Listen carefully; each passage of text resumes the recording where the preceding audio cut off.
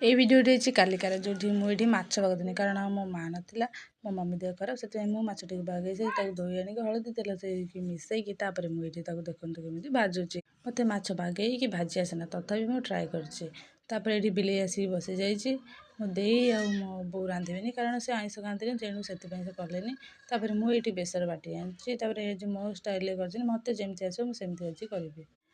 ଏଇ ମାଛ ତରକାରୀଟି ମୁଁ ଦେଖିଥିଲି ମୋବାଇଲରୁ, ଆଜି ତାକୁ କାମରେ ଲଗାଉଛି ଦେଖନ୍ତୁ। ତାପରେ ଏଇଠି ମସଲା କଷି ସାରିଲା ପରେ ମୁଁ ଏଇଠି ଟମାଟୋ ପକାଇ ଦେଇଥିଲି। ମୋତେ ରୋଷେଇ ଆସେନି, ତଥାପି ମୁଁ ଆଜି ଚେଷ୍ଟା କରିଛି। ତାପରେ ଏଇଠି ତେଲ ଗୁଡ଼ା ଦେଖନ୍ତୁ କେମିତି ଉପରୁ ଭାସୁଛି। ଭାସି ସାରିଲା ପରେ ମୁଁ ଏଇଠି ଆଳୁ ପକାଇ ଦେଇଛି। ଆଳୁ ପକାଇ ସାରିକି ଯେହେତୁ ମୁଁ ଭାଜିଥିଲି ତେଲରେ, ତ ସେଥିପାଇଁ ସେ ଅଧା ସିଝି ଯାଇଛି। କଷି ସାରିଲା ପରେ ବି ସେ ଅଧା ଅଧା ପୁରା ସିଝି ଆସିଲାଣି। ତାପରେ ସେଇଠୁ ତାକୁ କିଛି ସମୟ ଘୋଡ଼େଇକି ମୁଁ କଷିଲି। କଷି ସାରିଲା ପରେ ତାପରେ ମୁଁ ସେଇଠୁ ପାଣି ଦେଇଥିଲି। ପାଣି ଗୁଡ଼େ ଫୁଟି ସାରିଲା ପରେ ତାପରେ ମୁଁ ଚେକ୍ କରିକି ଲୁଣ ପକାଇଛି କି ନା, କାରଣ ମୁଁ ରୋଷେଇ କଲାବେଳେ ସବୁଠୁ ଲୁଣକୁ ହିଁ ଆଗେ ଭୁଲିଯାଏ, ମୁଁ ଲୁଣ ପକାଇବାକୁ ମନେ ପଡ଼େନା ମୋର। ତାପରେ ଏଇଠି ମାଛ ଗୁଡ଼ାକ ମୁଁ ଦେଇଥିଲି। ତାପରେ ଏଇଠି ଦେଖନ୍ତୁ ଇଏ ଆଗେ ଆସିକିନି କେମିତି ବିଲେଇଟି ମାଛଟି ଖାଇଛି।